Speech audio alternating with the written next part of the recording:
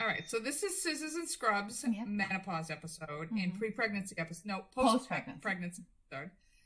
And at the end of this episode, we are going to interview one of my girlfriends who gave me the idea to do these topics because she herself is going through menopause and she's had a little bit of a rough road with it. And we were talking about it one night. So we are going to include that at the end of this. I want to thank Emily again for doing the interview with us. She's hysterical and I love her. And hopefully you'll realize you're not alone out there going through this. Yeah, and Emily, hang in there. Not that much. Sounds awful. Yeah. Hang in there. So here is our menopause episode.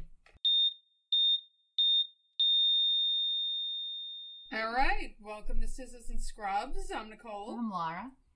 And we have a Mother's Day episode. I can't believe it's that time of year already. It is that time of year, and I don't even know if we're ever going to be able to see our parents again. I know. We're still in goddamn quarantine. Yeah. From a distance, my poor mother. Right. So, Mother's Day episode has evolved.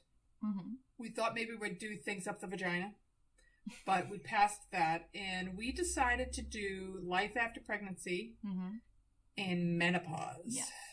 And I also took sex after menopause, which should be fun.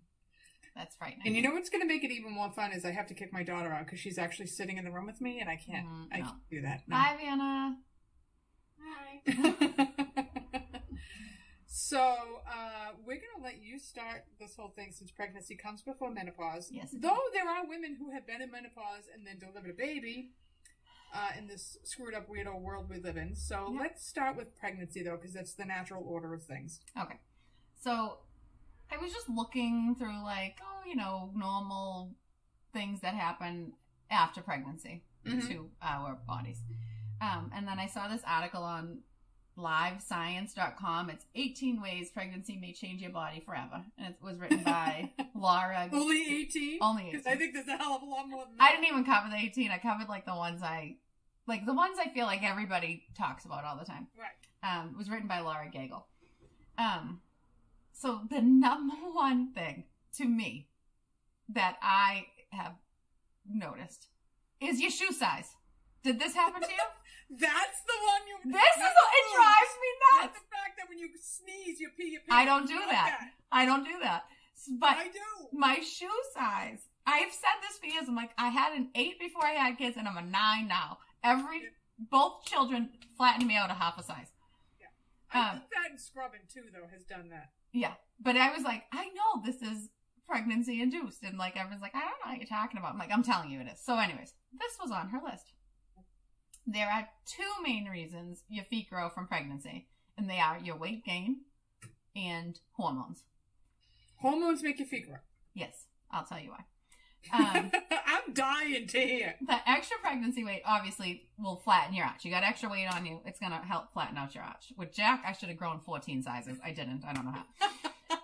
I should have feet like Shaq. I literally should be a size 15. And then you have a hormone called relaxin. And that helps relax ligaments in the pelvis for childbirth. So you make this naturally when you're pregnant. But it also loosens ligaments all over, including in your feet. So you get the extra weight and then everything's loose, so it's flattening it out. So feet can grow, which I say, half a shoe size. I was like, exactly, half a shoe. I was an 8. Which I say. Yep. So they can grow half a shoe size per pregnancy. And it is a permanent change. Oh, I know. I'm a 9 forever. Yeah. Doesn't go back. Nope. I feel like I'm being judged when I go to the shoe store. Oh my God. I feel like I'm being judged with my shoe size. I have bumps on the bottom of my leg. I mean, I have long legs, so it doesn't look wicked weird, but I mean, they're big. I got big feet. Yeah. I get clodhoppers, as my mother would like to say. Clodhoppers. The second one I'm going to talk about is also one that affected me greatly. Weight gain. I didn't have a ton. So with Jack, I know I've told you this, but I made them, they weigh you every time you go, and I gained so much weight. So when I got to a 75-pound weight gain, I told them. I can't even. I was like a balloon. I was like a balloon. My face looked like I was going to pop. It was horrifying. What were you eating? I was going to the gym 3 days a week. Everything. I have no idea. So anyway, so at that point I said, I refuse to look at the scale. I will stand with my back to it and do not tell me out loud. So I don't know how much I actually gained in the end, but it was I think with all of them, I'm lucky if I put on, I mean, I was so sick with Vienna, I barely put on 25 pounds. No. But I was the heaviest I ever was after I had her. I like 6 weeks out, I'm like, oh, I had to have dropped some weight, blah, blah, blah. And I got on the scale and I was 2 pounds heavier than my last week with her. I was like, what the fuck? So what did she do to me? I gained all that weight with him. It was disgusting.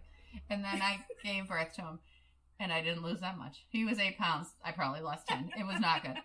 And then I kind of let it go because I was like, well, I just had a baby. I just had a baby. And he was born in June. And at Christmas, like I was going to a party or something. I was getting dressed and I looked at myself and I said, if I look like this for one more day, I'm going to lose my mind. Like all of a sudden, I was fine with it, ignored it. And then I was like, I'm done.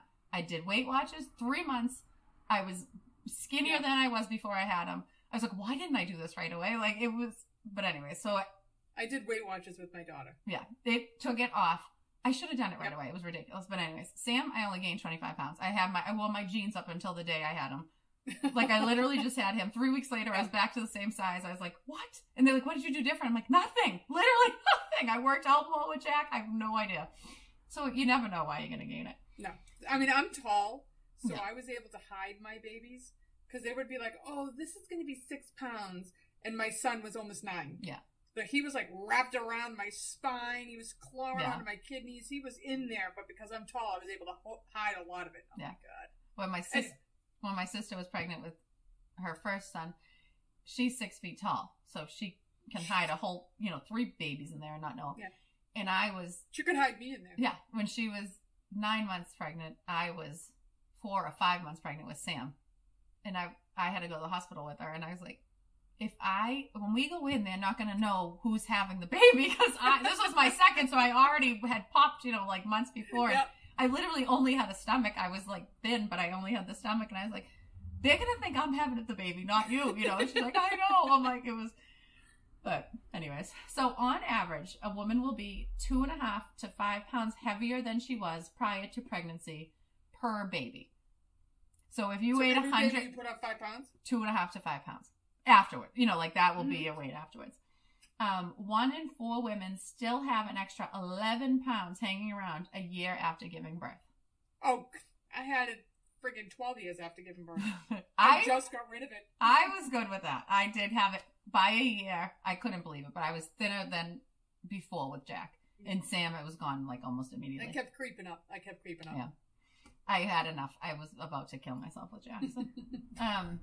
So don't feel bad. Everybody gains Every woman's done it. You're going to be a little heavier than you were before, most likely. 3. The third thing I'm going to talk about, which I didn't have. Vaginal changes. This is going to be great. It's not that much. The vagina obviously stretches during childbirth. You got to get that baby's head out of you. That gigantic head out, yep. It does shrink down. It does shrink back. It goes back. It's not going to stay a bowling alley forever. However, it shrinks back to almost its original size. A little roomier. It's a little roomier than like a balloon that's than it was. Deflated. Yeah. But most women will permanently have a wider vagina after giving birth. I'm so glad to know that. Yeah. Thank God I'm with the same man who probably hasn't noticed the difference. No. I will say, so after I had my first, when I tell you he blazed a way through, he told me I was almost a 4th degree tear, which means you tear from one hole to the next, okay? To this day, he is 16. To this day, I can still feel when it's that time of month or whatever, I can feel the tear at that time, and it's not comfortable. No. I'm telling you, we really got the short end of the stick. I know. I can feel that. You get that weird pressure. The pressure. It's pressure. Thing there, yeah. I get that too. I can't stand to, it never fails. Mm-hmm. Any man who's listening to this podcast, I'm sorry. I don't know what to tell you. Tough shit. Your time's coming for Father's Day. Yeah. But any time, I always get it the day I have to work a 12-hour. Oh, yeah. And if I have to stand, I want to kill myself because I feel like it's brutal. It's like it's brutal. sitting on that scar. Yeah. Yeah. I hear exactly. Right on the scar. Yeah. I hear you.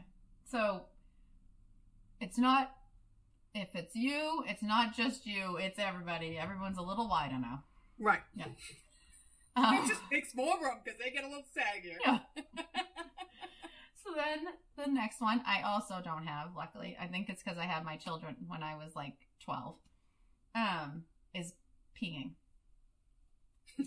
So when you push a baby out of your V, your China. Yeah. As Gary likes to say, the China. It can cause incontinence, which everybody knows. Everybody's heard of this. Because it can weaken it. All the pushing and the baby and the moving around. It can weaken your muscles you use for bladder control and all the supportive tissue around it, holding your bladder in place. Mm-hmm. And then because all that supportive tissue is now stretched out or affected, it can cause a prolapsed pelvic floor. Mm-hmm. Which means your uterus or your bladder is now hanging out. Down there. It's hanging out. I mean, if you see the old ladies with these prolapsed uterus, they're literally, the uterus, it's out between their legs. They're sitting on it. When they sit down, they're sitting on it. It's like a fanny pack. It's unbelievable. They have surgery for that now. You can fix it great. Don't sit around on your uterus. Yeah. Get it put back. And plus, I'm going to be one of those OR nurses. I'm going to have like EKG leads stuck to my uterus. It's going to be like tap shoes. I'm going to have Prolene stuck on just the bottom. Stick it into your sneaker. Get it fixed because it will help. They'll bring up everything, all that connective tissue. Right. So your bladder will also be in a better place. So you won't be incontinent. Women who have C-sections can also experience incontinence. You can do Kegels to help strengthen your pelvic floor muscles. While you're sitting around watching TV, do some Kegels. It's not hard. I can tell you, this is something I dealt with, especially after the So I was pregnant with one, and I was holding another, and I sneezed, and I peed my pants, and then after I had the three of them, somebody's like, "Come on my trampoline," and I completely wet myself on the trampoline. But I will say, the more I ran, the more I did these things, the tighter it got and the better it got. Yeah. I'm probably sure in about 10 years I'll be wetting my pants if I laugh too hard. But it's not something you can't, like, the more you do whatever it is, it's we'd do a boot camp, and I'd do it with all these women, and we'd all wet our pants. It was like this, we're doing jumping jacks. Yep, I'm wetting myself right now, wetting myself. Oh my God. But it did get better. Yeah. You gotta do the exercises, talk to your doctor, they'll give you things to do, but. Right. I think because I was so young. That probably helped a lot. I didn't have. I don't know. It's not that women are meant to have babies. Young. Yeah. I mean, mine were after 30. Mm-hmm. You were, I think, 12 when you had yours. Just about. So we were meant to have them younger. Mm-hmm. I know women are making choices to have them later, but in your body, of life, yes, and your body wants it younger. Your body meant to have them in your 20s. Yeah. So you recover a lot easier. I think it bounces back a little better. Mm-hmm. Yeah. The fifth thing. Teeth. What about your teeth? Your teeth fall out. Fall out? Yeah. The American Journal of Public Health did a study in 2008 that found the more children a woman had, the likelier they were to lose a tooth. Women between 30 teeth. I didn't either, but I never got a cavity until after I had a baby. Well, I have 4 crowns now. Does that count? Yeah, see, your teeth decay. Women between 35 and 49 with 1 kid had lost an average of 2 teeth. Women with 2 kids lost 4, and women with 4 or more kids lost 7. All right, I've had 3 and I haven't lost any. So I think that's just you might. It's up to the study was 35 to 49. You still get a couple of years. Look like that kid from the Tiger King. Is that what you're saying? Maybe. Kid with the 3 teeth. Mm-hmm. Also during pregnancy, your gums become enlarged because of the extra blood flow, so you get like the bleeding gums and stuff. And hormonal changes change the bacteria in your mouth. So your hormones change, your bacteria in your mouth changes, so your teeth decay faster. Fucking hormones. Yeah, so make sure you take extra good care of your teeth while you're pregnant and then after. So lay off the ice cream? I mean, helps with the weight in the teeth? Yeah, or at least brush them real good after. The next thing I was going to talk about was your boobs. I don't want to talk about what happened to my boobs, and I didn't breastfeed. All right, I don't even want to talk about that. Yeah. If I could have one plastic surgery procedure, I'd fix those bad boys. I get a little lift. Yep. Yep. I just want to lift them back up where they started. Yeah, that's it, because it's never going to happen on your own. No matter how much chest exercises you do, not happening. I vividly remember after my 1st, and I got engorged. I didn't breastfeed. Oh my God. The thought of it disgusted me. I'm not saying it's wrong. No, not for me. Just not for me. It wasn't for me. It was like having an ant. Like no, it just wasn't for me. So I was engorged. So they were huge. I had lettuce leaves on them. It was weird.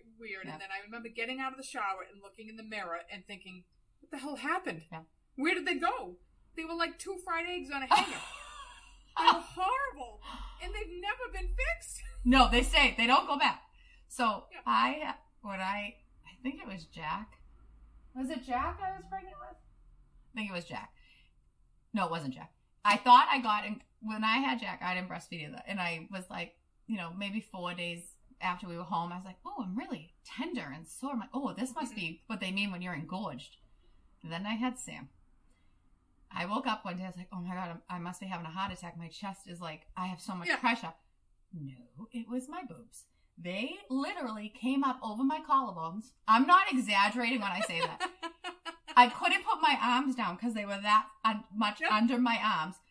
I was like, oh my God. I didn't know what to do. I went in the bathroom and I take my shirt off, stand in the mirror. I'm hysterical laughing. I'm hysterical. I have never seen something like that in my life. And I was like, Mike, you have got to come in here and see this. He's like, I remember saying to Brian, look at him. Don't touch him. No. Oh, look at this. Don't even breathe in my direction. But I was like, you have to see this. I was hysterical. He's like, oh my God. Like it was, I mean, Pamela Anderson didn't have bigger boobs. If they were ridiculous. And then they would tell me to put cabbage leaves on. Cabbage leaves. I did that. They smell. So I walked around smelling like a fucking salad. I know. So it felt great because you kept it in the fridge. You put that cold on it. It was like, oh. But then Brian would be like, what's that smell? I'm like, oh, it's my cabbage leaves. They must be wilting. Yeah, they come off like all soggy and wilted. It was gross. You're like frying them off. Yeah. Oh, nasty, it was disgusting. Engorged breasts. One night it was so bad. I was like, give me the baby.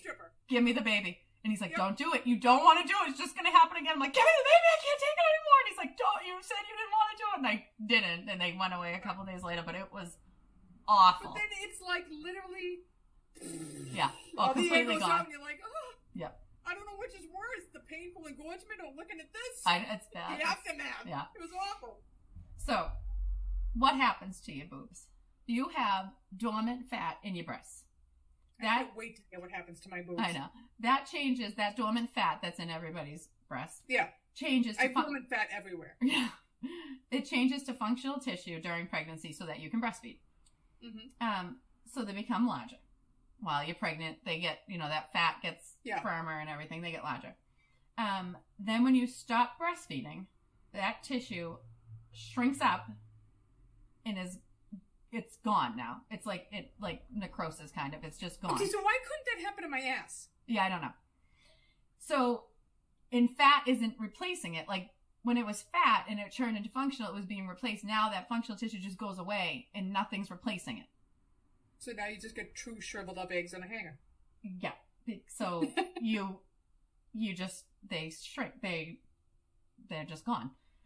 They're flat. If you gain weight or you get pregnant again, they will get bigger again. So if you put on a tremendous amount of weight, your breasts will refill because you're going to get fat there. But if you don't have another baby or if you stay fit and you're exercising, that fat's not going back there. So those are your boobs forever.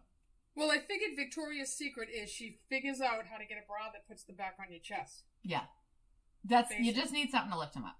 Yeah, you need to get a nice bra that's going to put all that shit back where it started when you were 18. Right. So unless you're... smoking mirrors after birth. All smoking mirrors. So once unless you put on weight and your boobs get bigger from that, your boobs are going to be smaller than before after pregnancy. Yeah.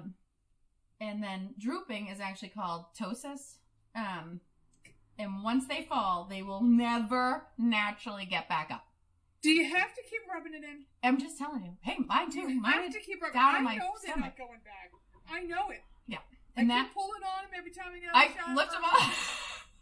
I pick them up. I'm like, wow, if I could just tack them, Yeah, I just want them to, do that little cut underneath and fold them in on each other, and they'll be great. God bless my husband. He could care less, but they bother me. Yeah, I mean, they're gross.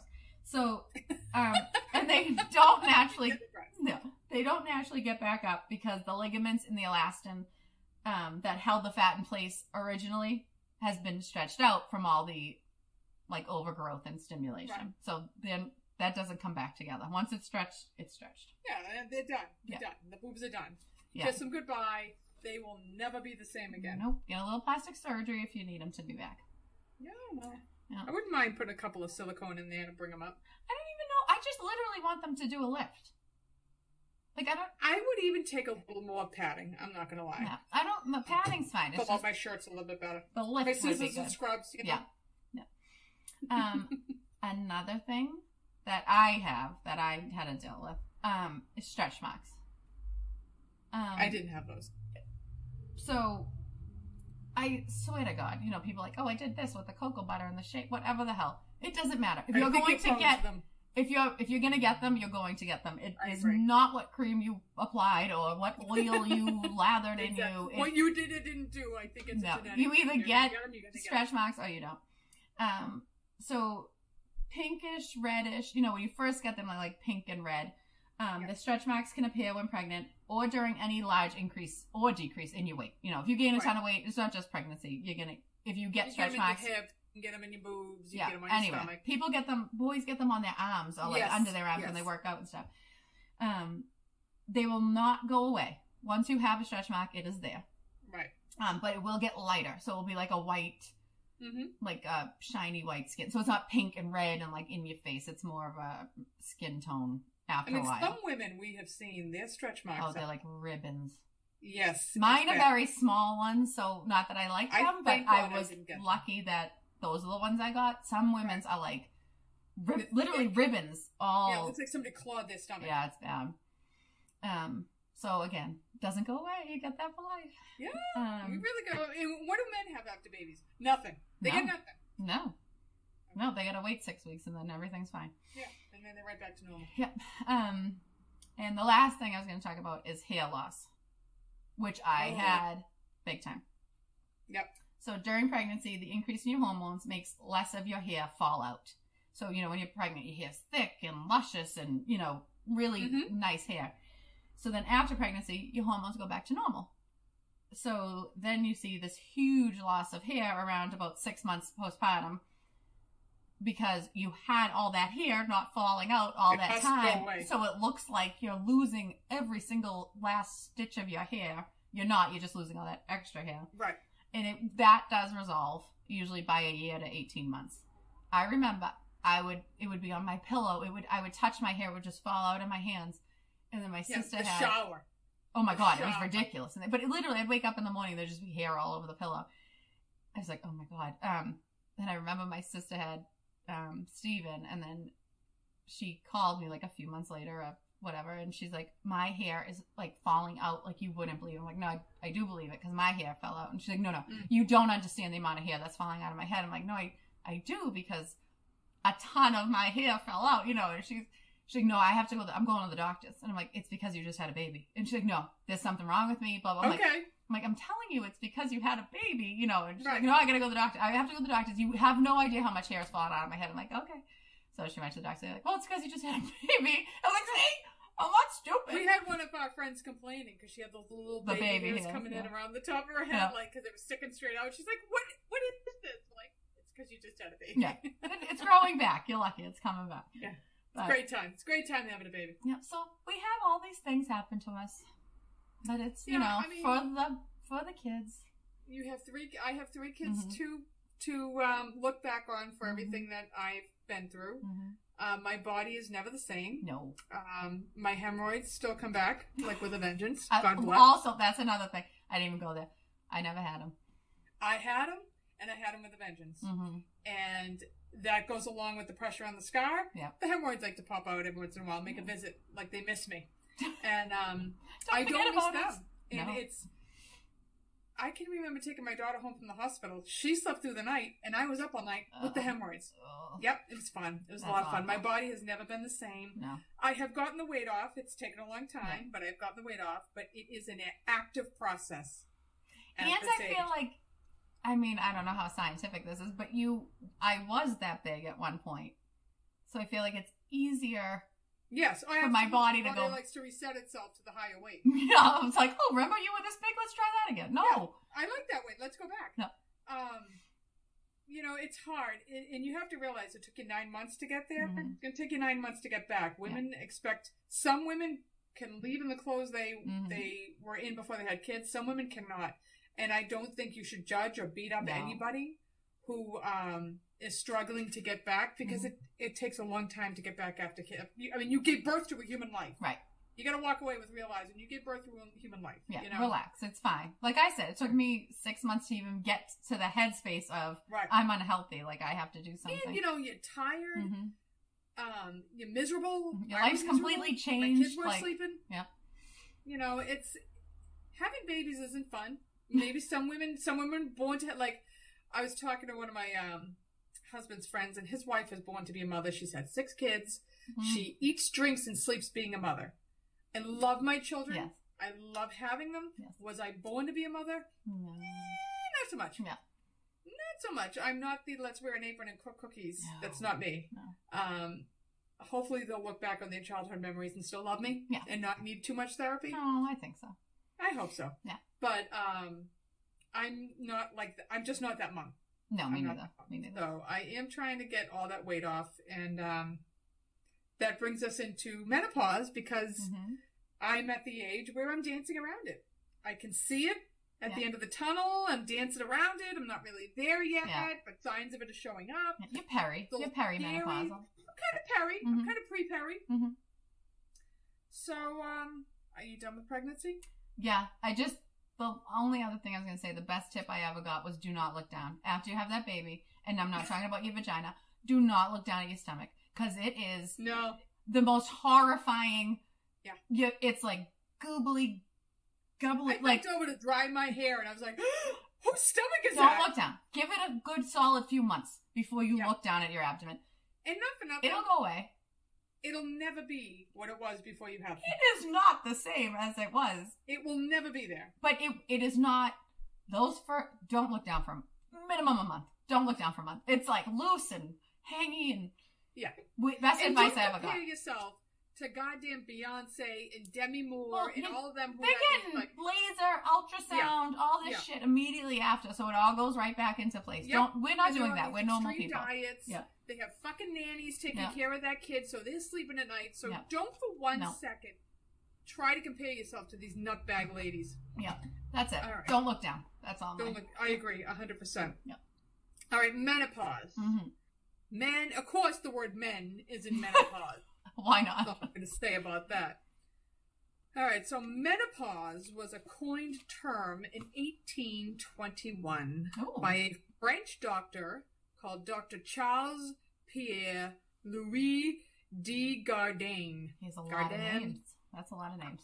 He has quite a name. And he coined it, parentheses, les menopause. I guess if you put lay in front of any word, it makes it fancier. It does. Lay saggy boobs. See, it doesn't sound as bad. No.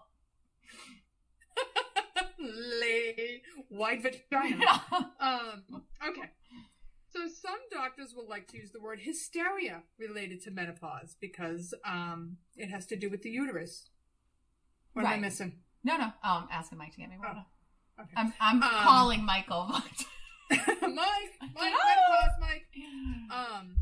So they would use the word hysteria to describe women in menopause because of history for the uterus. Yeah.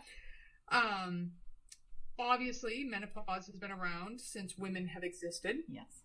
But nobody really understood what the hell it was. And it comes in 3 stages. Lucky us. It's a lovely time. Yeah, it can't just be an on-off switch. No, we got to go through 3 stages. Yeah. Over years and years and years. Yeah. Yeah. So stage 1 would be perimenopause. This is the time when your hormones begin to change in preparation for menopause.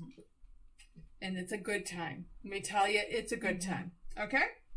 It can last anywhere from a few months to several years. I'm in this several years window. Many women begin perimenopause some point after their mid-40s. I'm only 35, so I don't know how I'm possibly in perimenopause. I'm only 40 and I'm lying if anybody hasn't. I'm perimenopausal. Yeah. I'm older than mid-35, but I'm not going to admit that. Some women will skip perimenopause and go right into menopause. That would be nice. It would be nice. Why do I have to deal with this? Menopause ain't no joke either. I know, but cut one out. Like, why do you need all of them? Cut out one steak out. Because we're going to make women miserable for that fucking apple from day one. Yeah. Okay? Just keep suffering. From the moment you're born till the moment you die, we're going to make you miserable. All right. So about 1% of women begin menopause before the age of 40. Me. That's me. I'm not menopause. Perimenopause. All right. Yeah. Early menopause is between 40 and 45. Mm-hmm. So during perimenopause, your periods become irregular. So you potentially have them every 3 weeks. They may last 2 days. They may last 3 weeks. You all over the place. You may be late. You may skip one or more. You could go 3 months and not have one, and then you're going to hemorrhage for 2 months.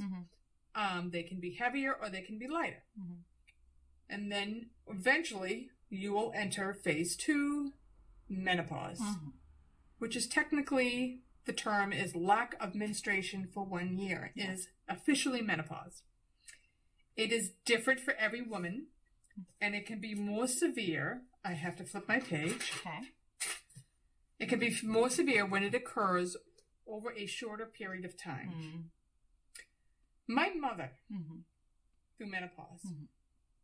My mother through menopause. We almost moved out. Yeah. We actually sat her down and gave her an ultimatum. Oh. It's you or us. Oh. You're out or we're out. And her answer was, I'm not that bad. She was like Tiger King, where 1 minute you're petting them, and the next minute they're trying to rip your leg off. Yeah. That was my mother in menopause. To this day, she will deny it was that bad. It was a nightmare. My mother, her perimenopause, like when she was, when we were in school still, she got wicked anxiety.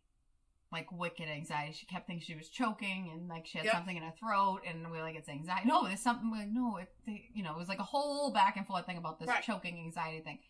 And now I've never had anxiety. I now get anxiety like leading up to my period. Because we become our mothers. Because I've become my mother. So I now get anxiety with that. They gave me medicine and it's working great. But I may go to an island if I become my mother during menopause. Yeah. It's that. Just sit there. The anxiety thing is like nutso. Like it just came out. Like all of a sudden I was getting wicked. I think I said it to you one day at work. Like I was like, I don't know why. I'm like so anxious. Like I'm so anxious. I have like running thoughts and like out of nowhere. It's like the 7 to 10 days before my period. And then it goes. For me, it's the T-Rex. I want to eat my young. Oh, yeah. Yeah. I mean, I'm not pleasant like the day before, but the 10 days before, the anxiety is like, it's insane. Like, I wake up and it's there. And then once I get my period, it's gone. Like, it's bizarre. I want to eat my young. Okay, so conditions like cancer or hysterectomy or smokers tend to increase the severity and duration of the symptoms. Would we like to go over the symptoms of menopause? Yes. By all means, let me give you the symptoms of Please menopause. let me know what I'm looking forward to. Oh, it's a long list. And and brutal. Babies, it's a great list. Let's just say that. Okay. Are we ready? Yes. Okay. They can include, which the infamous hot flashes, night sweats, and flushing. Nice. I was speaking to one of the nurses we work with, and she's like, I was scrubbed in lead, and I got a hot flash. She's like, I was begging for cold water. She's like, I can't even, I felt like I was burning from the inside out. I remember. I fortunately have not had those yet. I have had the night sweats, but not the hot flashes. My mother, I can vividly remember her. She was a teacher when we were getting ready to go to school, and she was standing at my back door. Like, I remember this like it was yesterday. And she's standing at my back door, and it was in the winter. So she had her winter coat on, and we're like getting our bags, whatever. She's like, are you ready? Yeah, we're coming. All of a sudden, she's ripping her jacket. Like, she's unzipping her jacket. She's like, oh my God, I'm dying. And we're like, oh, okay. And the zipper gets stuck. I have never seen somebody so panicked, and they're like, oh my God. Like, she's ripping the jacket, trying to get it off her. And we're like, what are you doing? Like, we were like middle school. Like, stupid jacket. She was burning up. I will never forget that. That's me at 2 a.m. Oh. It snowed last night, and my windows were open in the bedroom because I melt. Yeah. And it doesn't help. My husband's a fucking heater. Yeah. So I'm like, oh, I can't breathe. I can't sleep. Windows are open. Cats. I'm like, get the cats out of here. Get the blankets off. I'm sweating. Yeah. I literally had to change my clothes in the middle of the night because I'm sweating. Oh. Insomnia goes with those night sweats. Oh, good. Probably because you're soaking wet. You're on fire. You're on fucking fire, which is why you're not sleeping. Yeah. Vienna, you need to leave the room. Okay. Because now we're getting into vaginal dryness, which is not compatible with sex after menopause. No. But we'll discuss how we'll fix that. Okay. Weight gain. Mm-hmm. I'm trying to stay ahead of the curve. I'm trying to take it off now. Yeah. Because my metabolism, on a good, I could eat a bag of chips and not think twice about it. Oh, yeah. The older I get, the slower it gets. And now after the age of 45, which I don't know who's after the age of 45 because it couldn't possibly be me, but after the age of 45, it's like it put it in reverse. Oh. If I look at the brownies, I've put on 5 pounds. So I'm trying to take the weight off now because when I go into full menopause, I don't want to be 15 pounds behind the curve. Right. Okay. So weight gain, depression, anxiety, which you spoke about, difficulty concentrating, memory problems, which also come after having a baby. Yeah. Something with these hormones make you forget your name. Yeah. Reduced libido or sex drive. Kids will do that to you as well. Yeah. Okay. It's very hard to have sex when you have 3 children in the house. Yeah. And they're all on high alert. Dry skin, mouth, and eyes. Everything just dries up. Yep. You shrivel up like a prune. Yep. All right. Increased urination, which happens after babies as well. And I do get up. I got up 3 times the other night to pee. I mean, you have to, like, literally everybody you know over the age of, like, we'll say 45, is like, well, I mean, I sleep fine, but I get up 5 times to pee. I'm like, why are you peeing so much at night? Like, why don't you just pee before you go to bed? I peed 3 times the other night. But you know what? That's okay, because I'm beating my husband to the bathroom with his prostate. Oh, good. So he's peeing 52 times a night, too. It's great. It's great. We should just put your catheters in. Yeah. All right. Sore or tender breasts, which I'm feeling down somewhere around my waist now anyway. So if I just wrap them up in a belt, I won't feel them. Yeah. Okay. Racing heart, UTIs, reduced muscle mass, painful of stiff joints. I've been feeling that for years.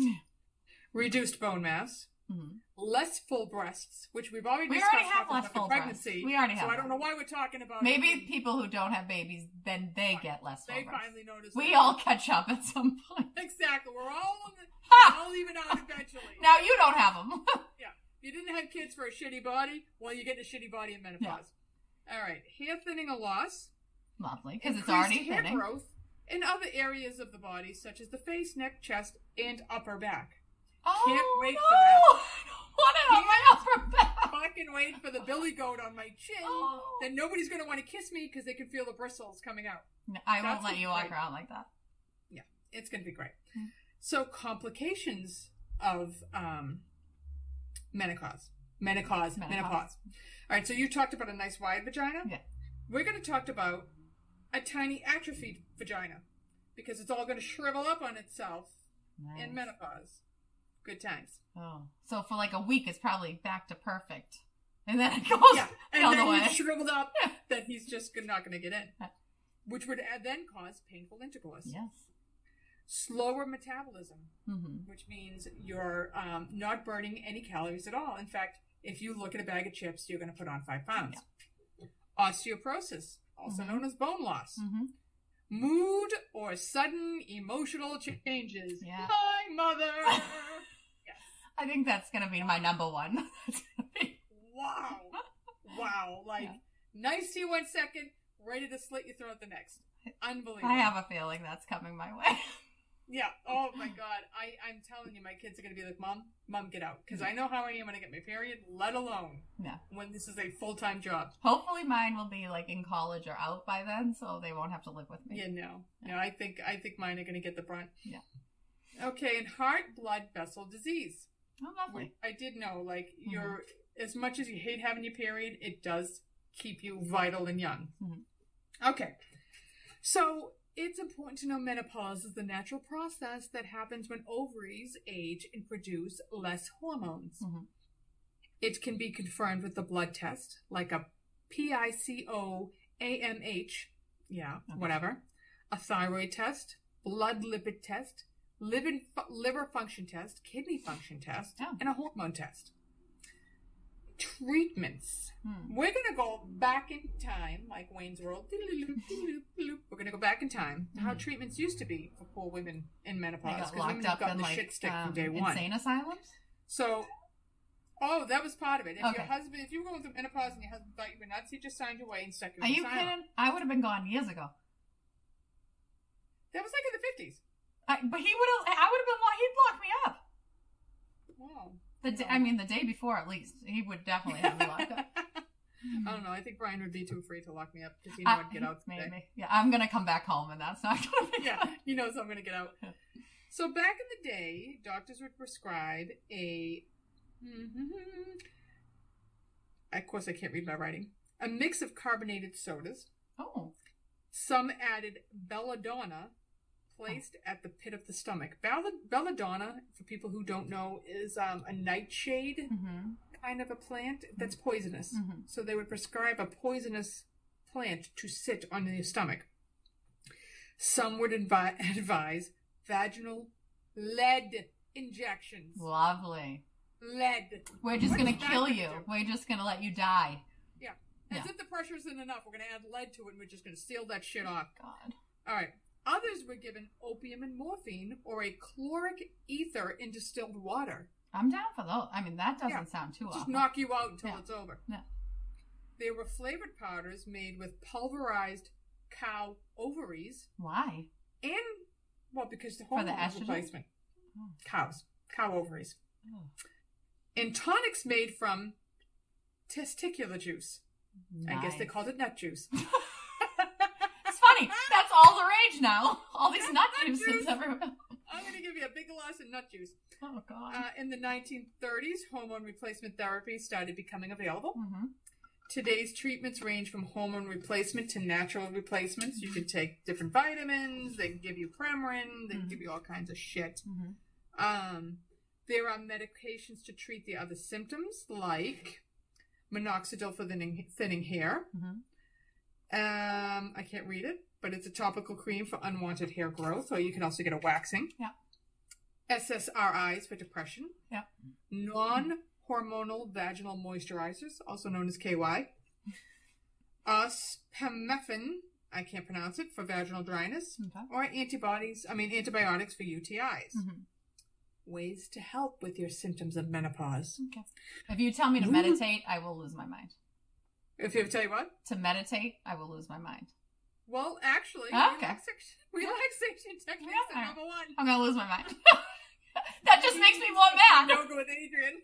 That just makes me more aggravated. Yep. If I could relax, I would. Just relax. I can't. Just relax. My goal. What is the quickest way for me to grab a knife and stab you in the face? Is tell me to relax. Take a deep breath. Yeah. Just calm down. Yeah. I will kill you for those two words. Yeah. Calm down. Yeah. Okay, so tell me about the relaxation. Yeah, let's relax over that. Okay. Skincare, over-the-counter sleep medications will temporarily help. Mm-hmm. Quit smoking, limit your alcohol. I will need both of those when I go through menopause. Mm-hmm. Exercise and manage your weight. Mm-hmm. And communicate your needs, Laura. Tell your husband how you're feeling. Oh, I tell him how I'm feeling. Right. That's I don't not think a my secret husband wants ever. to hear any more of my needs. No. He knows exactly how I'm feeling at all times of the day. You can take natural supplements like vitamin C. Vitamin C? Is that what you said? Vitamin E. Oh, vitamin E. I lied. Vitamin E. I couldn't tell. It blurred out. Yep. Melatonin. Oh. Flaxseed. Mm-hmm. There's another one that looks like isoflurane, but that's an anesthetic drug. Yeah, so I don't think that's what you take. I don't know what I put in there. Okay. It can't be isoflurane. So maybe it's isoflavone. We'll say that. I don't even know what that is. I don't even. So don't take it. Maybe don't take it. No. So now we're going to talk about sex after menopause. With your dry, shrunken vagina. With your dry, little, pruny vagina. Okay? Yeah. So, menopausal women may Mhm. notice that they're not easily aroused Mhm. and may be less sensitive to touching and stroking. Okay. Get the fuck away from me! I'll show you sensitive. So, I'm sitting in the lounge, right, with two women the other night. One of them is peri, menopausal, and the other one is menopause. Like, she's done. She's been done for years, right? So, I'm writing the episode out as I'm talking to them, and one of them's like, well, you know, if things are done right, you don't need lube. Oh. And the other woman's like, let me tell you, honey, one day he's going to go down there and it's going to feel like Edward Scissorhands. Jesus. I couldn't stop laughing. My God. I was like, honey, that is going in the room. That's going in. I'm using it. Using it. Edward Scissorhands. Oh. Yep.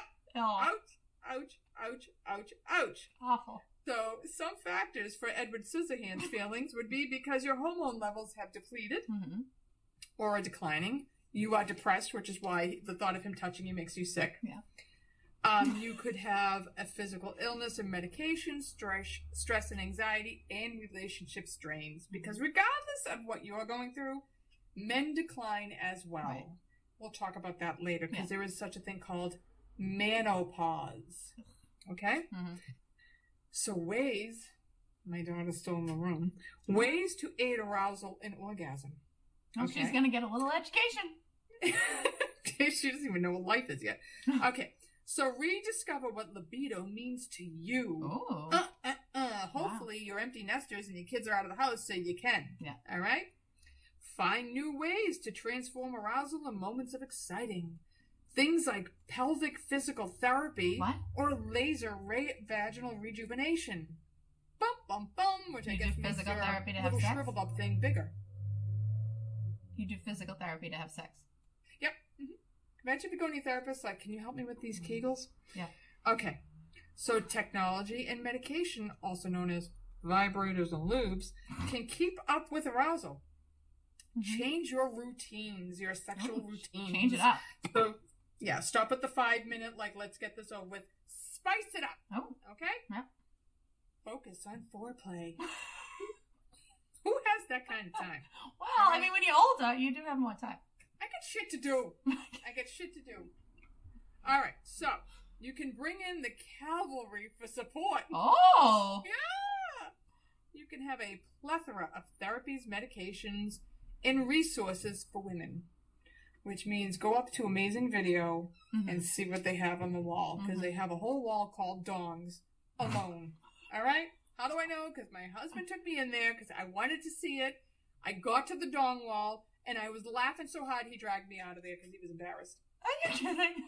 Because there was a wall that was literally labeled dongs. I don't even know what a dong is compared to everything else. We went one time, my friend had a breakup. She's like real upset. So like the 10 of us get in the car and we all go to like Amazing or wherever. What moron. You know, we're having a blast and they were probably like, get out. Like, get out. My husband dragged me out, tears running down my face, because I could not stop laughing at the shit that was in that store. No. I am not the person to take this. No, you are not. That's what we did for her breakup, though. Oh, well, you know what? Whatever it takes. Mm-hmm. Whatever it takes. So, I went into sex after menopause, which we discussed a little bit, and it brought me to The Villages. I'm nervous. I'm real nervous. I'm not going to lie. The Villages in Florida. And, The Villages in Florida. I think it should be renamed Sodom and Gomorrah. Oh, no. So I'm reading it, and there's accounts of all these old people having sex in the weirdest places. Oh. Old, shriveled up, prudy people. No. One couple got bagged in the gazebo. Oh. Like in the middle of the place. That's real open. They've named a drink after them. Sex on the Green or something like that. Oh my God. And like you see her picture, her mugshot, and she specifically put out a picture of her when she looks all done up. Yeah. So that, because her mugshot, she's crying, her mascara's down her face. She's got to be like 60. Well, Getting that's not busy that. on the green. I mean, 60's not that old. It's not that old, but I don't think the guy was 60. I think she got a younger buck. Oh. Oh, well. Yep. Sex on golf carts. That's the big thing. They're having sex in the golf carts on the villages. My God, are they privately owned golf carts? You shouldn't do that on public golf carts. So I think in case you don't know what the villages are, because I did run into people who hadn't heard of them. Mm-hmm. The villages are this community in Florida that is for, I think it's 50 and older, maybe. And it's known for its wild parties, sex on golf carts. Like, if you're widowed male and you're 50, you are going to get some action at the villages. All right. I had heard that the STDs in the villages was skyrocketing. Uh-huh. But according to some of these articles, it's not any worse than any other area of Florida. But these people are getting it on in the villages. Oh. I've heard STDs in nursing homes. Yeah. Skyrocket. What are they going to lose? What are they going to lose? I mean, whatever. But they got nothing else. I mean, by the time HIV kills them, they'll be dead from a stroke anyway. Have you ever smelled a nursing home? Yeah. Yes, I have. I couldn't eat. We would go, my poor grandmother had Alzheimer's, and she was in there for like 10 years, like in almost a comatose state. And you'd go there and, like, they'd be eating them, and people would be eating there, or the nurse, and I'm like, I could never. I can't even drink here because of the smell. Like, I couldn't even have water. But you know what? When you're 80, that might be an aphrodisiac. Maybe. That smell of Bengay and dirty diapers. Death. That might get some people going. Yeah. All right. Get a little bump, chicka bump, bump. They stroll in on their walker with the little tennis balls on the end. Mm-hmm. Hey, baby, how you doing? Mm-hmm. And she's all in her little house coat with her slippers and her varicose veins, thinking, "Yeah, baby, let's get this going." I cannot. Yeah, I can't. I'm not looking forward to it. Nope. Nope. I have seen at some point old vagina. Yeah. I have seen old penis and balls. Mm-hmm. None of it appeals to me. No. Balls that have hung as low as the knees. Like, nope. Nope. Nothing sexy about that. Not pleasant. And, as you had one pointed out, 6-year-old ass is 6-year-old ass. It is. Whether you fit or not, it is. Yep. It's just... Nothing attractive about that. No. Nope. No. Nope. I mean, maybe I'll feel different when I'm 80, but I don't know. No, you don't want him 80. I'll be the one chasing the 25-year-old. I know. I don't want this guy. He's 80. I don't want him. Come on, it's smaller. It'll make you feel better. Come on. All right. Anyway, I digress. Yeah. So we are going to have an interview with a girlfriend of mine. Mm-hmm. She is actually the woman who gave me the idea to do menopause, because at the time I was starting the podcast, she was like, "You've got to do a menopause episode," and she had a rough time through menopause. Yeah. She's hysterical. She used to be my boot camp instructor, and we used to swear at each other because she'd tell me to do 10 jumping jacks, and I'd tell her to go fuck herself. And she would yell at me, and I would do the 10 jumping jacks, and we had a very good relationship that way. Yeah. So I love her to death, and we're going to attach that interview on. Okay. And so people know they're not alone while they're going through these really difficult times with menopause, because it isn't a good time. And I think it's just a huge reminder you're getting old. Well, I think that's what it is. Like, oh, my youth is done. Yeah, I'm done. Yeah. I'm not fertile. I'm osteoporotic now, and the next thing is death. That's how I feel like about menopause. Yeah. I know there's like a 30 to 40 year gap between them. But it's just that little subtle reminder of you're not young anymore. Yeah. Yep. And I really don't want to grow hair out of my chin. I will not let you walk around with hair growing out of your chin. Thank you very much. Pluck it for me. I pluck my mother. Please pluck for me. Yeah. If my daughter doesn't do it. Yes. Okay, so we asked for emails about your mother's... We got them. Yep. Your Mother's Day stories or anything relating to women, really. And we got one. So this email says, I was not on birth control after I had my daughter. And then she wasn't on birth control? She was not. Okay. And then we decided, I should have birth control. So instead of going on birth control pills, I started using the sponge, which worked great. It went in, had no problems. Ugh, I wouldn't want to have to dig it in and out. I can't even fathom. No. So she had no problems. I was in bed one night after a month of me using it. It's not like it was a new thing. So I'd been using this sponge birth control for months, and I was in bed one night, and I sneezed. Well, that sponge shot out of me and ended up down by my ankles. And it ended up where? Down by her ankles.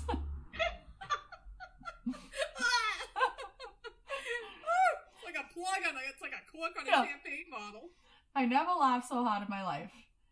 And my husband was beside me, and I don't know if he was sleeping or not, but he woke up to me laughing hysterically because I had sneezed this sponge right out of my vajayjay. Okay, that's my story. And that's from Kathy.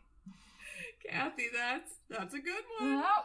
That's a good one. I can honestly say, although I will, say, I went to the beach and I had a tampon in. I think it was when we were in Myrtle Beach. Yes, it was. Yes, it was. I know this. And I had a tampon in, and we went to a water park. Yeah. And the pressure from one of the slides, I forgot this, jammed that thing so far up, I thought I was going to have to go to the ER. I literally looked at Laura's like, I can't find it. And you were like, what? I'm like, I can't find it. I might have to have my husband go after it. I found it. Everything came out right. Well, good. This was the opposite problem, apparently. Yeah. So, but I actually think I was at the beach and it popped out once. And it was in my bathing suit. And I was like, what's this? God. I was like, what the? I'm like, what is this? It was disgusting. So happy Mother's Day. It's like a hot dog in a hallway. Anyway, 3 kids. That thing is not. I need menopause to shrink it up. Yeah. So, hope you guys enjoyed the episode. Yes. Happy Mother's Day to everybody. Happy Mother's Day. And we have the great interview coming in, so check it out. And we'll see you guys. We'll see you guys on Father's Day too. Yeah. Send in the stories. Yeah, we'll take your stories. All right, bye. Bye. All right, so we are doing a special interview today with my girlfriend, Emily. Emily used to kick my ass every day during boot camp, and I was her biggest complainer. I would say her biggest pussy in the class. Mm-hmm. So, but I love her for it. And when I was putting the podcast together, I went to dinner with a bunch of the boot camp girls. Emily was there. And one of the first things she said was, you have to do a menopause episode. You have to do a menopause episode. So, Emily, hello. Hello. Thank you for doing this. Oh, I love having you on, I'm telling you. So we talked about on the episode the signs, the symptoms, and this and that. I want you to go over your experience with it. And I ask you because I know you had a hard time with it. That's why I'm interviewing you specifically. Yeah. So I was laughing the other day with my husband because he said, so explain to me how many good days you actually had, you know? Because I think really he was trying to find his window of opportunity because I was basically saying to him, like, okay, so if we look at a regular month, like 30 days in a month, there's probably 5 good days that I have. The rest are filled with some form of perimenopause, or I think now, Nick, since I've last spoken to you, I think I've actually ventured into actual menopause because now my periods are so erratic as well. So I'm kind of like floating into it, if you will. It has consumed me, to be honest. Like I own a fitness studio, so I used to train Nicole, and literally every day I train, we have a menopausal story that comes into the studio. Like, I think I had looked up that maybe there are like 15 symptoms of menopause, and I probably have 13 of them, you know? Oh my God, yeah. Yeah, so it is kicking the crap out of me. Oh God. All right, so let's start with the physical. You getting the hot flashes? I get the hot flashes, which my kids think are hysterical because I'm usually a person that's freezing all the time. And we will be in the dead of winter, we'll be driving in the car, and I will be like, roll down the window. I'm dying. You know, and I feel like I'm like losing total control. So hot flashes are a check. Bed sweats, check for me. Yep. Irritability, check for me. Let's see, tiredness, like such fatigue that comes over me during this time. I mean, I'm a pretty active You're like a ball of person, energy, so to hear that, it's crazy. Yeah, and I can go and I can teach a bunch of classes, and then literally right after that, I need like a 2-hour nap afterwards. Oh my God. Yeah. So it genuinely is kicking the crap out of me. I mean, certainly exercise does help put some of the symptoms at bay.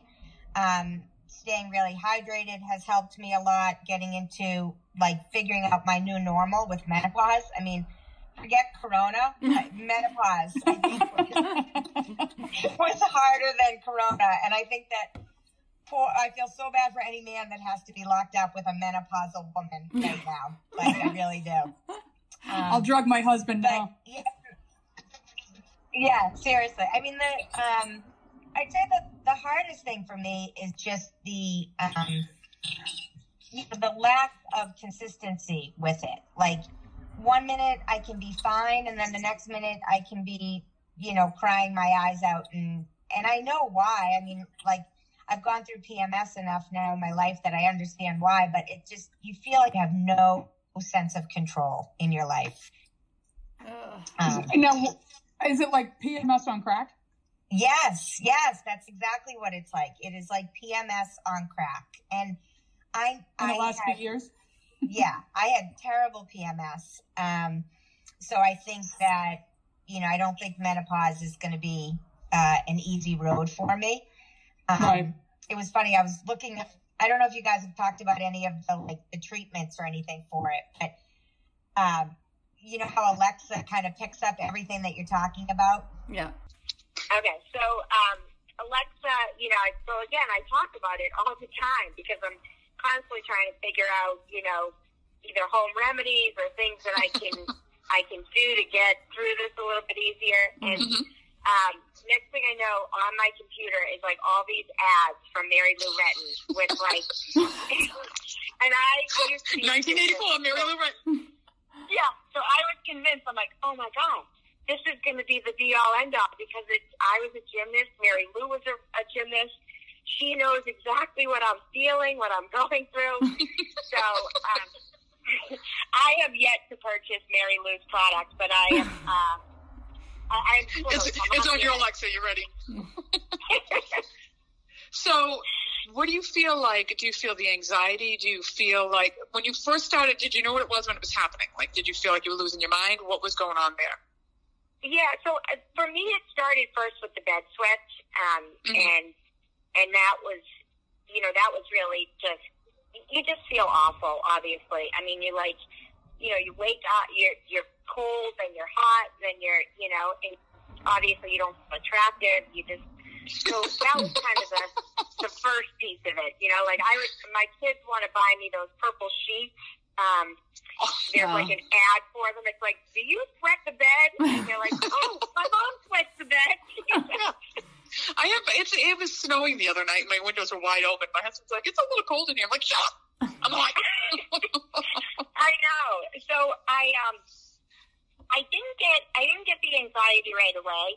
That kind of came later, and that piece kind of comes and goes for me.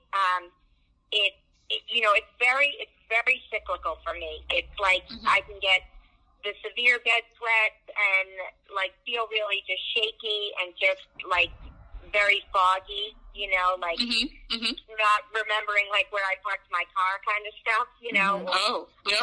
Driving, and I'll kind of be like, oh shit, where am I going? And it's always connected with menopause. Like, it's always connected to it. Like, and so those were kind of the first symptoms for me. And then I just started then the irritability kind of came.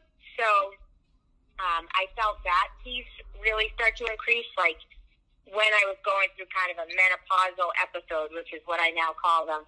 I would just get really short-tempered. Like See, now I'm like that on a good day. That's what I know. I'm irritable on a good day. Well, that's what I say to my husband. I'm like, watch me during those 5 good days. So then we really know who I am, and then we can balance it against those 5 good days.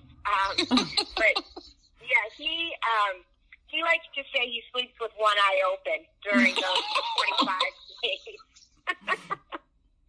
God bless. Just keep sharp things away from you, right? Yeah, he's not sure, you know. And again, are you finding? Like, go ahead. No, like one of the things that was frustrating for me is, you know, I think you and I talked about it. Like when you read about menopause, it says like, okay, keep a healthy diet, work out as much as you can. I mean, no one was working out more than I was, or eating healthier, you know. And yes, those things would maybe help it a tiny bit, but it was, you know, it's just like endorphins. Like you get this rush of endorphins, and then once the workout was over, it was like I was eating myself out of house and home. I was cranky. I was tired. I was all these things. So, like, I felt like I had to just, like, go run on a treadmill to be able to live my life, you know. Oh, yeah, no. With it. How'd you do with the weight gain? Because as long as I've known you, you have been tiny, petite, fit. You work very hard to get there, but you have always been very in shape. Are you finding any weight gain with it? I have, and, you know, this is when your callers are going to go, oh, fuck her, you know, like, I'm done listening to her. And so my weight gain is about 5 pounds that I gained. But everyone on this podcast should know that I'm almost a legal-sized dwarf. I mean, I'm only... She's tiny. Tiny. So I'm only like 4'11" and 3/4. So that 5 pounds on me is like 10 pounds on a normal-sized person. And no matter what you do, you cannot get it off during this time.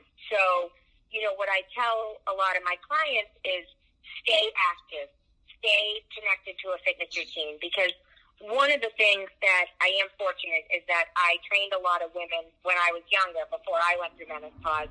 I trained a lot of women who had gone through it, and they could not lose that weight, no matter what we did. And Nick, you can verify that if I find out you need to lose weight, I'm going to kick your ass and do everything.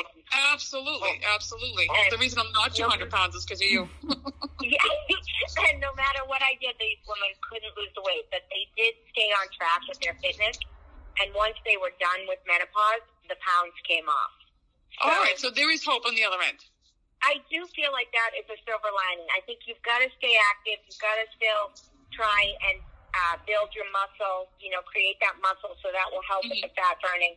So I do think that it is frustrating that during this time you may not see the weight come off, but I've seen so many women who have continued to stay connected to a fitness routine, and then when they are done with menopause, the weight does come off. So I'm glad to hear that. That gives me hope. Yes, I hope that gives everybody hope. Do you feel like that also helps them with the symptoms you said, the working out? I know when you said you stopped working out, you were like, yep, no, it's right back. But do you feel the working out helps? I do. I mean, I'm a huge proponent of it. I'm a huge proponent of group fitness, especially because I think that part of what we need with this, and part of why I'm so excited that you're doing this, is I think we need to talk about this more. You know, I think there's a lot of women who are going through this, and they feel like they're alone, or they feel embarrassed to share some of this. And, you know, we are all struggling with this in a variety of different ways. And I have found that in my fitness classes, when we talk about it and when we can laugh about it and kind of make fun of it, it does make everybody feel a little better, and even just a little bit more hopeful that, okay, you know what, we're going to get through this. Like, and I can attest that these fitness classes, we talked about everything. Like, we covered everything. There was no holds barred. Yeah, and that's why I love what you guys are doing. I mean, I think it's like that first step in, like, sharing the truth, you know, and, like, peeling back the curtain a little bit and being like, listen, like, we are all struggling with something. So, like, share your real, you know, because... And you said this has been going on for you for a couple of years, right? This isn't like, it's not like it's a quick process. No, that was the biggest, you know, the biggest aha moment for me, because, you know, I go to my mom about this stuff, and she's like, oh, I don't really remember going through it like that. Now, meanwhile, I do remember as a little girl, she slept with like a fan, you know, like a handheld fan. So, she just my mother thinks she went through it like Cinderella.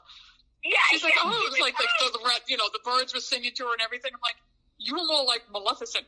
You were vicious. Yeah, even like with the grays that I'm getting, she goes, I don't recall graying as early as you are. You know? Oh, nice. Thanks, Mom.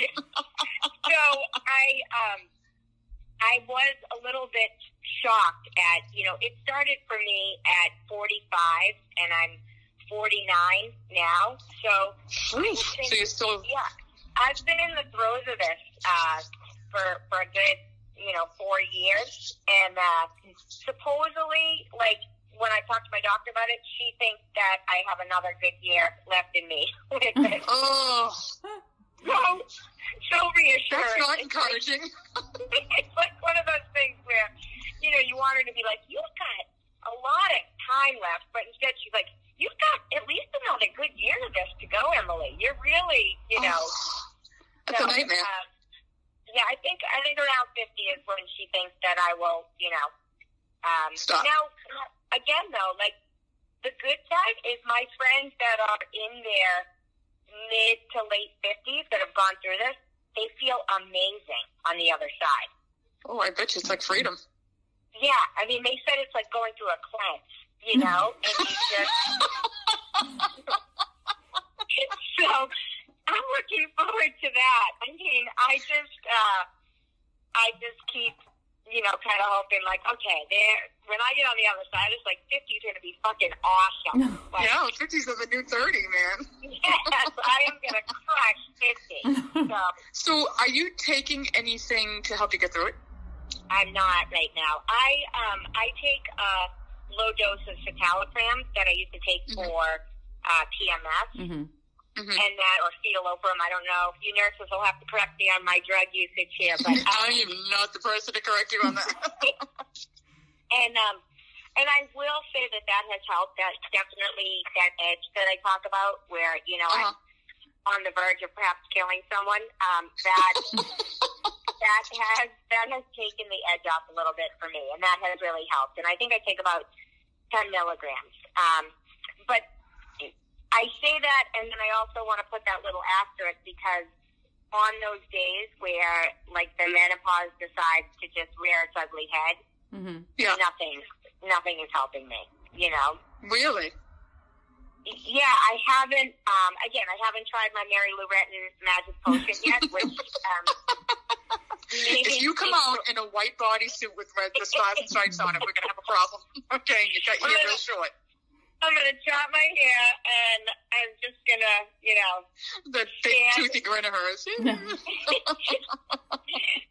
I haven't tried that yet. But, I do the herbal teas, and I eat a very healthy diet. I mean, I'm not... you always have, though. Yeah, I'm not plant-based, but I do HelloFresh, and it's vegetarian, just... sort of by accident, but we like it, so I do that. So, I'm getting tons of nutrients in my body and all that, and, I'm just sort of saying, you know what, this is what it is for the next few years. And I think just talking about it and sharing about it and laughing about it, that's going to be the formula that's going to help me. Do you have any other words of wisdom for women going through it, or potentially getting ready to go through it, that you may know that are not far behind you? Well, I would say talk about it, and enlighten your husband about what is coming. Because I think that it can really do a number on you, just emotionally, and I don't think that you're at your best self, and I think that they need to understand it's really not about them. Like, even though you may want to rip their head off, it's not about them. And I think the more you can just sort of be open about it and just, let people know, like, hey, listen, I'm going through menopause. Like, I'm not my best self right now. I'm not in the best place. So, bear with me. And I would encourage people to exercise. I really, I'm not just saying that because I'm a fitness instructor, but I just think that, especially because of that weight gain piece, that piece can really bring you down. And I think that if you can just hold on to that notion of, okay, if I just stay strong during this and I keep fit and I keep my cardio endurance and all those wonderful things, that on the other side, my body will repay me by getting rid of this extra weight. Mm-hmm. So, well, thank you, Emily, for joining us on this. I appreciate it. Yeah. I'm looking forward to my 50s now. Well, I'll go through menopause at 65. Lucky me. Yeah, I just made you look forward to 50. Yeah, I can't wait. Actually, my kids will be out of the house by then, too, so that's another reason I'm looking forward to 50s. I told you, it's the new 30s. Brian and I are going to be traveling the world. Period free. Absolutely. I hear you. I'll be right there with you. All right. Thank you for everything. I appreciate you coming on the show and for the insight. I know there's plenty of women we could go to, but you always have a good way of saying it and a nice approach to it, so I'm glad to get your experience. Well, thank you. And hopefully I'm going to get into the boot camp with you. Yes, hopefully I helped a little bit and added a little humor to it, because that's I think you did. Yeah. All right, we'll call you in a year when you're on the other side. Excellent. We'll do an update. Yeah, let's talk at 50. Yeah. All right, I love you, kid. I'll talk to you later on. Love you too, honey. All right, bye, girls. Bye. Bye. Like, subscribe, rate, and review the Scissors and Scrubs podcast on whatever podcast app you listen to us on. Follow us on Twitter, Facebook, and Instagram at Scissors and Scrubs. And email us any of your stories or thoughts to scissorsandscrubs@gmail.com.